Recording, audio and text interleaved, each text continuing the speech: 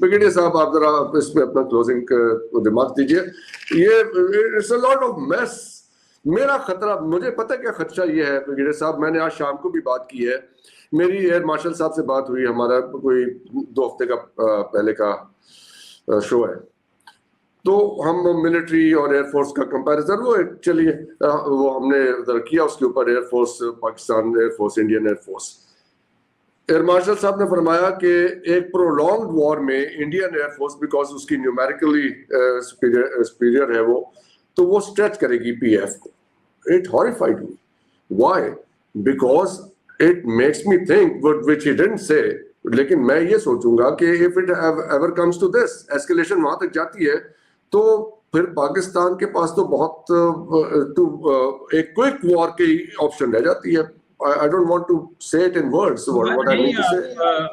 बिल्कुल सही बात कर रहे हैं, और मेरे ख्याल में एयर मार्शल साहब ने भी बिल्कुल सही बात की है. ये इसको फौजी इस्तेलाह में हम नॉर्मली कहते हैं हाइपोथेसिस. तो मुख्तलिफ हाइपोथेसिस पे जो जितनी सर्विसेज हैं, आर्मी, एयरफोर्स, नेवी, ये ऑपरेट करते हैं, इन द सेंस प्लान करते हैं, नॉट ऑपरेट करते हैं, प्लान करती हैं कि अगर दुश्मन एक इस तरह से आएगा तो हम इस तरह से उसको काउंटर करेंगे, इस तरह से आएगा तो इस तरह से काउंटर करेंगे. तो जितनी पॉसिबल ऑप्शंस अवेलेबल हैं दुश्मन को, उसका वो आइडेंटिफाई करते हैं, एनालाइज करते हैं, उनको फिर काउंटर करने के लिए अपने प्लान्स बनाते हैं. तो this is also known as contingency planning. तो इस तरह से वो अपने आप को तैयार रखते हैं.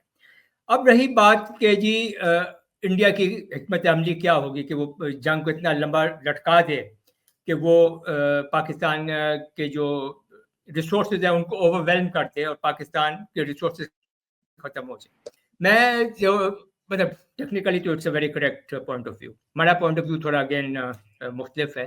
सबसे पहली बात ये है कि पाकिस्तान ने हमेशा हिंदुस्तान के साथ एक स्ट्रेटेजिक बैलेंस को मेंटेन किया है, एक बात, और उसको मेंटेन करता रहेगा.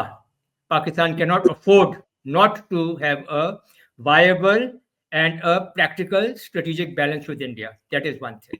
Number two, Pakistan also will always have a full spectrum deterrence against India. Full spectrum deterrence से मुराद ये है कि conventional forces में भी और strategic forces में भी एक इतनी कुव्वत होगी पाकिस्तान के पास हमेशा कि वो दुश्मन को डिटर करेगी कि वो पाकिस्तान के खिलाफ हमला ना करे.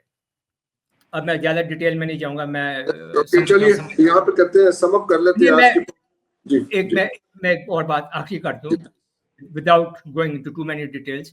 और आखिरी बात ये है, एंड आई थिंक ये पाकिस्तानियों को भी समझनी चाहिए, और that Pakistan will always make any military adventure against Pakistan by India, especially India, militarily, politically, economically, diplomatically, technologically unfeasible.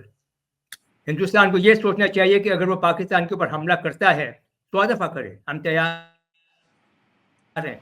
सोच ले कि जब सारी जंग खत्म होगी तो उस वक्त हिंदुस्तान की क्या हालत होगी, उस वक्त हिंदुस्तान की आर्म फोर्सेस किस हालत में होंगी. It will take decades, not decades, maybe centuries for India to come back to the same. It will end everything. ये इसलिए मैं गुजारिश करता हूँ कि दोनों साइडों पे जरा जज्बात को ठंडे रखें. It can be so there have to be other ways of dealing with it. That is not even an option, Dr. साहब जी.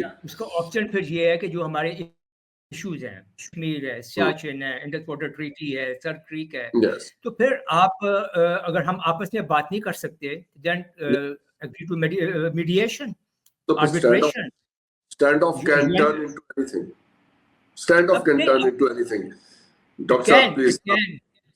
It can. और उसमें सबसे बड़ी बात ये है, India the bigger power needs to show that sort of अभी अंग्रेजी को लफ्ज़ नहीं है, उनको दर्द दिखाना चाहिए, दर्द दिखाना चाहिए और अमन की तरफ आना चाहिए. दर्द की मेरे पास अंग्रेजी नहीं है, वरना मैं वो इस्तेमाल करता. सॉरी, थोड़ा हीट अप हो गई आज की गुफ्तगू. डॉक्टर साहब प्लीज. क्लोजिंग रिमार्क्स अगर आप देना चाहें before we go, couple of नहीं, मैं minutes. किसी किस्म की माजरत नहीं कर रहा, मैं नहीं, अगर I'm not asking you for apology. ठीक है, अगर आप चाहते हैं मैं दोबारा कहूँ सर, नहीं सर, नहीं, प्लीज रिपीट ना कीजिएगा, काइंडली रिपीट ना कीजिएगा सर. हम जरा वो जो पॉलिटिकल आप डिस्कोर्स है आपको समझना ये होगा कि सर जंग की सारी पॉकेट्स आपने क्यों दी. मैं फिर से आपको ये कह रहा हूं कि दाइश अलकायदा के ऊपर नजर रखने की फिर जरूरत है.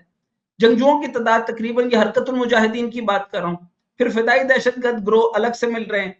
पाकिस्तान में सिपह सहाबा को कलअदम करने के लिए हमें कितना बड़ा टारगेट करना पड़ेगा, सोचें आप.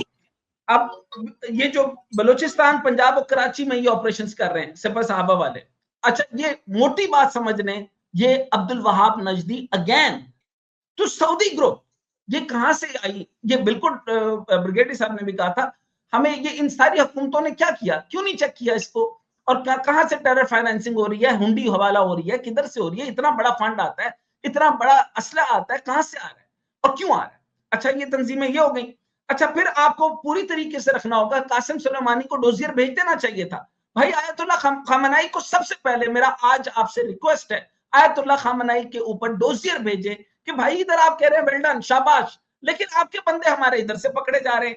ज़ैनबियून के अंदर क्यों सारे पारा चिनार और कुर्रम के अंदर जो है वो अहले तशय्युअ जो है वो उनके एक इशारे के ऊपर बैठे, 10 लाख से ज्यादा जो है वो अहले तशय्युअ बैठे उनके इशारे पे. कैसे करेंगे?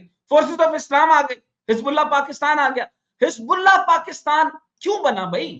पाकिस्तान के अंदर इतनी पॉकेट्स हैं तो लूप होल्स कौन है, क्यों छोड़ते हैं, ये किसने छोड़ा है? फिर मैं आपको कह रहा हूं, नेशनल सिक्योरिटी डिवाइजर किधर है आपका? आपकी नेशनल सिक्योरिटी पॉलिसी क्यों ड्राइव नहीं कर रहे? अभी नेशनल एक्शन प्लान ब्रिगेडियर साहब ने बताया, यकीन करें मैं हमारी जो है वो डिस्कशन डिबेट जिस तरह की भी हो, मैं इनकी दयानतदारी से बिल्कुल जो है वो एग्री करता हूं. इनको ही दें नेशनल सिक्योरिटी एडवाइजरी और नेशनल सिक्योरिटी पॉलिसी. ये एक आदमी को भी इंटरवीन नहीं करने देंगे, लूप होल नहीं छोड़ेंगे, तो हम क्यों नहीं छोड़ सकते? मैं हैरान हूं, अगर आप मैं बलूचिस्तान की आज मुझे दे, मैं मेरी जान भी नहीं जाएगी और बलूचिस्तान में ये एक्सप्रेस वाला वाकया होता ना, मैं टांगे तोड़ देता हूं. डॉक्टर साहब just take a few seconds. मेरे ख्याल में पाकिस्तान मस्ट रियलाइज के सूरत हाल किस कदर क्रिटिकल है. It should come up with clarity of thought, a very well thought out policy with a very well defined end state, और उसके पास इतनी बड़ी कुव्वत है उसकी आर्म्ड फोर्सेस की, उसकी आर्मी की, उसकी एयरफोर्स की, उसकी सिविल आर्म्ड फोर्सेस की, उसकी पुलिस की, उसकी सीपीडी की, इंटेलिजेंस की, हाँ जी, इनको एनर्जी को कंसंट्रेट करें, इनको डिसिपेट ना होने दें.